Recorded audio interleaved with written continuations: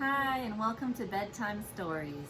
Today we're going to read from 5-Minute Princess Stories. Which story did you want to read today, Raelynn?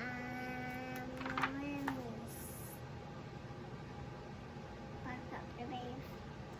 Buttercup the Brave. All right, we're going to be reading Sleeping Beauty, Buttercup the Brave. All right, so this is Sleeping Beauty, Buttercup the Brave. Which horse would you like to ride today? A stable groom asked Princess Aurora one morning. Aurora looked around the royal stable. There were so many horses. It was hard to choose. But then, a fine palomino caught Aurora's eye. He was the most beautiful creature she had ever seen.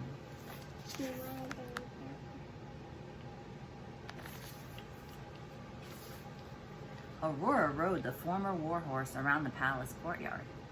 The horse marched as confidently as if he were the king himself. Suddenly, the princess had an idea. From now on, I think I'd like to ride the same horse every day, she said.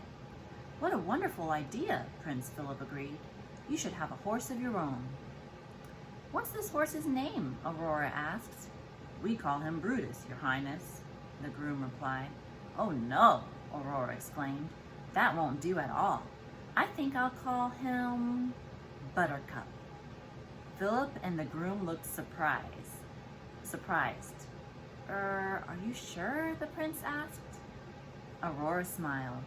Do you like your new name, Buttercup? The horse snorted happily.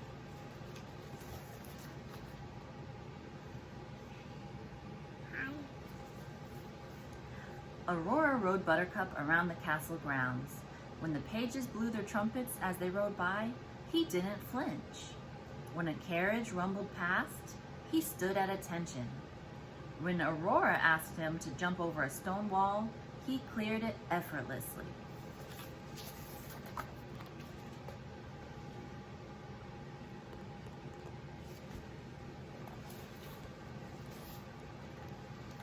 The next day, Aurora decided to ride Buttercup out to the fairy's cottage.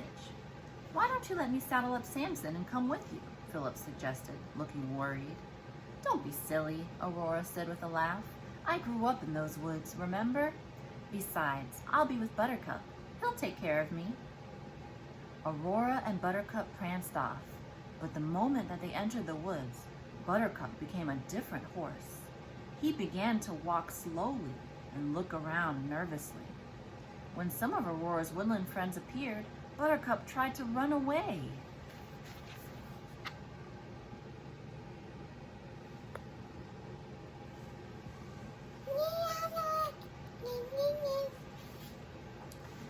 What's the matter, Buttercup? Aurora asked. Why, there's nothing to be frightened of. She could hardly believe the change in her horse. He was even afraid to step over a branch. When she asked him to walk through a forest stream, he nearly fainted.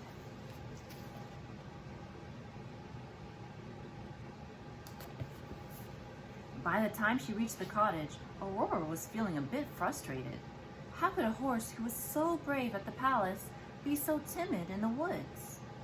Flora, Fauna, and Merryweather hurried out of their cottage. Oh, what a beautiful pony, Merryweather exclaimed. Aurora sighed. He is beautiful, she said, but he seems to be afraid of everything in the woods. I'm sure he'll be all right, Flora said. You just need to be patient with him, that's all.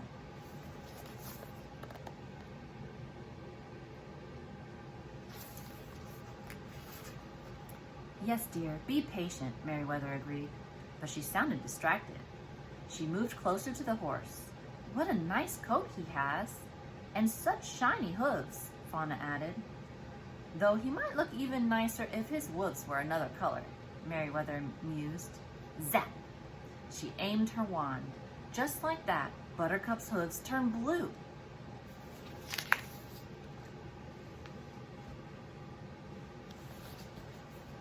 Oh, don't be silly, Flora exclaimed. A horse shouldn't have blue hooves. On the other hand, he might look pretty in pink. Zap! Buttercup's hooves returned to the normal color, but the rest of him turned pink. zap. Quick, that Merryweather cried. Blue, pink, Flora argued back. Zap, zap. As the two fairies argued, the horse changed from one color to the next. From pink to blue, The purple. and back and forth. And the purple too. Aurora watched her new horse change color. That didn't seem to bother him at all. But when a stray leaf fluttered down, he jumped and snorted as if it were a horse-eating dragon. What's a horse-eating dragon? A dragon that eats horses. He was scared of the leaf. What was she going to do? She didn't want to give up on him. Buttercup was so perfect in every other way. Soon, it was time to say goodbye to the fairies. Aurora did her best to ignore the way Buttercup hesitated at every shadow on the trail home. She had been certain that Buttercup was the perfect horse for her. Now she wasn't so sure.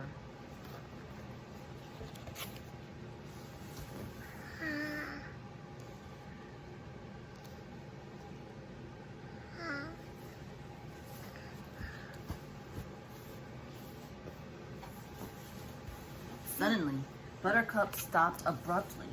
What is it this time? Aurora asked with a sigh. Then she looked at the trail ahead and gasped in horror. An enormous mountain lion was blocking their path.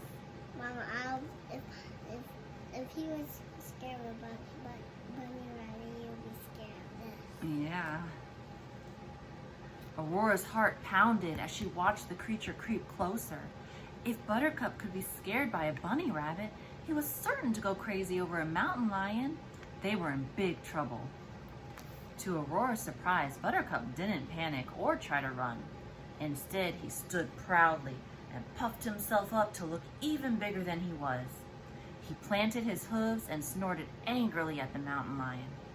Then he marched forward and struck out at the lion with his front hooves.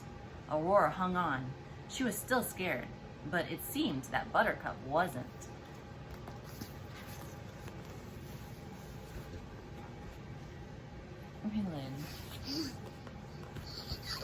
Raelynn, can I show the book, please? Yay. Here it is. Mountain lion. Buttercup's lack of fear made Aurora feel braver. She reached out and grabbed a sturdy tree branch. "Leave us alone," she yelled at the mountain lion, waving the branch, "or else." Buttercup pawed at the ground and added a fierce snort to back up Aurora's words. When the mountain lion didn't budge, Buttercup leaped forward and pinned its tail to the ground with one hoof. Then Aurora reached out and gave the lion a smart rap on the nose with her branch.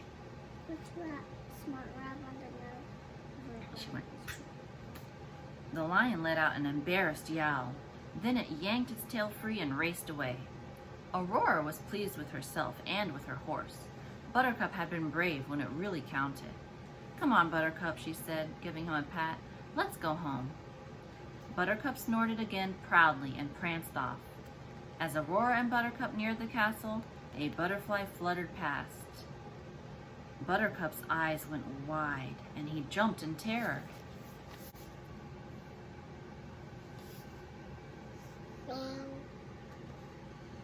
Aurora stroked Buttercup's neck and talked to him in a soft voice, reminding him to stay calm.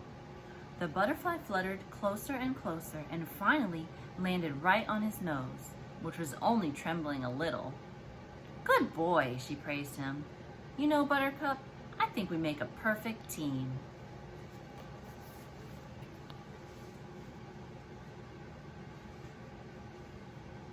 The end.